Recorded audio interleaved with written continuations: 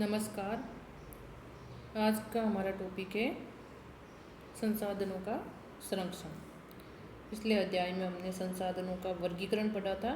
आज हम पढ़ रहे हैं संसाधनों का संरक्षण। सबसे पहले देखते हैं संरक्षण, संसाधनों का संरक्षण किस प्रकार से, ये संसाधनों के संरक्षण की अवधारणा क्या है।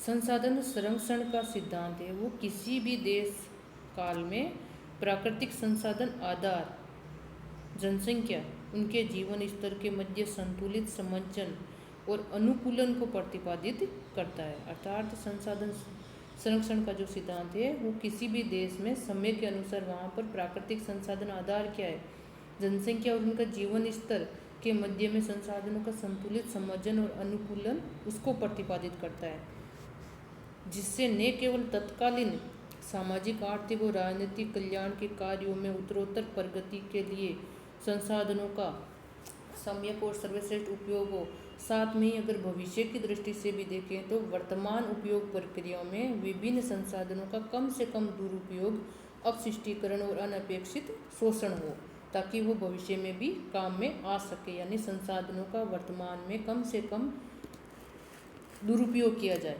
दुरुपयोग नहीं किया जाए, उनका अधिक से अधिक सदुपयोग किया जाए। तो संरक्षण का अर्थ है वो संसाधनों का अप्रयोग नहीं है, ना ही संसाधनों के उपयोग में कंजूसी करना है, बल्कि संसाधनों का हमें नियोजित सदुपयोग करना है और उनको शरण से बचाना है और शरण होने पर उनकी पुनर्स्थापना करने की चेष्टा करनी है। यही संसाधन संरक्षण का शाब्दिक अर्थ है। दूसरे शब्दों में कहें तो संसाधन संरक्षण का अर्थ है संसाधनों का अधिकाधिक समय तक अधिकाधिक मनुष्यों की अनुकूल आवश्यकता पूर्ति के लिए अभिष्ट उपयोग, इसी को हम संसाधन संरक्षण कहते हैं। अर्थात संसाधनों का विवेकपूर्ण उपयोग ही संसाधन संरक्षण है।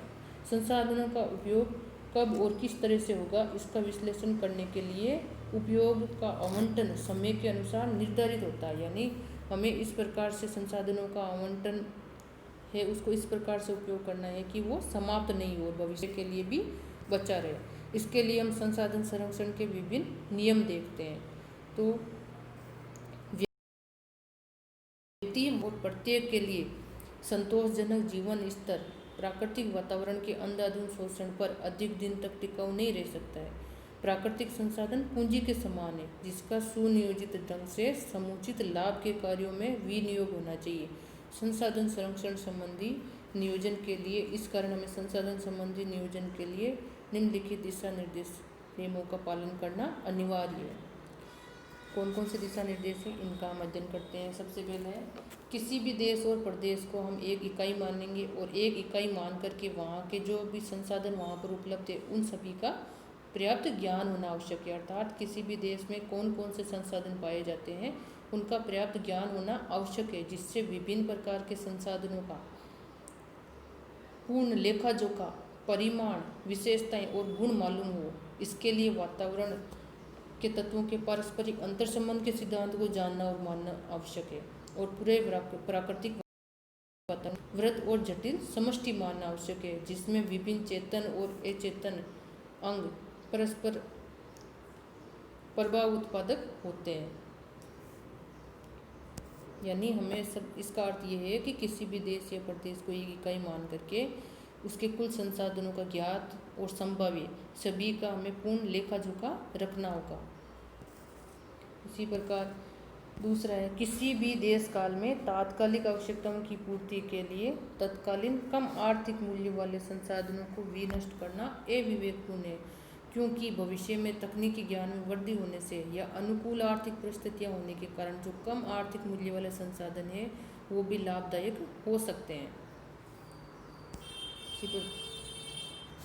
और जिन संसाधनों को बढ़ाया जा सकता है या समुन्नत किया जा सकता है उनके लिए भी पूर्ण चेष्टा की जानी चाहिए। उदाहरण के लिए देखें तो अच्छी खाद और उर्वरकों का उपयोग फसलों के हेरफेर के द्वारा मिट्टी को हजारों साल तक उपजाऊ बनाए रखा जा सकता है। तो इस प्रकार हमें प्रयत्न करना चाहिए जिन संसाधनों को हम समुन्नत कर सकते हैं। इसी प्रकार चौथा है जो संसाधन सीमित परिमाण में हो या समाप्य हो उनका पूर्ण वैज्ञानिक ढंग से और अनिवार्य कार्यों में ही उपयोग लेना चाहिए। उनका अंधाधुंध या अनावश्यक कार्यों में उनको समाप्त नहीं करना चाहिए। इसी प्रकार आगे का है, विज्ञान और तकनीकी ज्ञान संवर्धन के द्वारा लगातार ऐसे अनुसंधान का होना आवश्यक है जिससे अधिक आवश्यक परंतु सीमित परिमाण वाले पदार्थों के विकल्प मिलते रहे, ताकि न केवल उनकी प्राप्यता बनी रहे बल्कि नए संसाधनों का सृजन भी हो सके। जैसे उदाहरण के लिए हम देखते हैं सीमित परिमाण वाले कोयला और पेट्रोलियम है, उसकी जगह पन बिजली या सौर ऊर्जा जैसे सतत साधनों को हम विकल्प के रूप में अपना सकते हैं। इसी प्रकार अगला है, एक और वैज्ञानिक और तकनीकी ज्ञान वृद्धि के कारण नए संसाधनों का और दूसरी ओर जनसंख्या के वृद्धि के कारण जनसंख्या वृद्धि के फल से आवश्यकताओं में वृद्धि हो रही है। तो कुल संसाधन आधार और प्रत्येक संसाधन के परिमाण, विशेषताओं और गुण और इनके लेखा जोखा का प्रति वर्ष या दूसरे वर्ष इनके लेखा जोखा को तैयार करना चाहिए। क्यों? क्योंकि लगातार जनसंख्या में वृद्धि हो रही है, इसलिए इन संसाधनों के लिए हमें इनका लेखा जोखा रखना आवश्यक है। इसी प्रकार पूर्ण आर्थिक सामाजिक कल्याण प्राप्ति के लिए संतुलित विकास के साथ ही उन क्षेत्रों और संसाधनों को वरीयता दी जानी चाहिए जिनका गलत या अत्यधिक शोषण हो गया है। आवश्यक होने पर ऐसे क्षेत्रों को समस्याग्रस्त क्षेत्र भी घोषित कर सकते हैं। समस्याग्रस्त क्षेत्र घोषित करके इनकी पुनर्स्थापना और विकास पर तुरंत ध्यान दिया जा सकता है। इसी प्रकार संसाधनों के संरक्षण के लिए न केवल प्रशासन बल्कि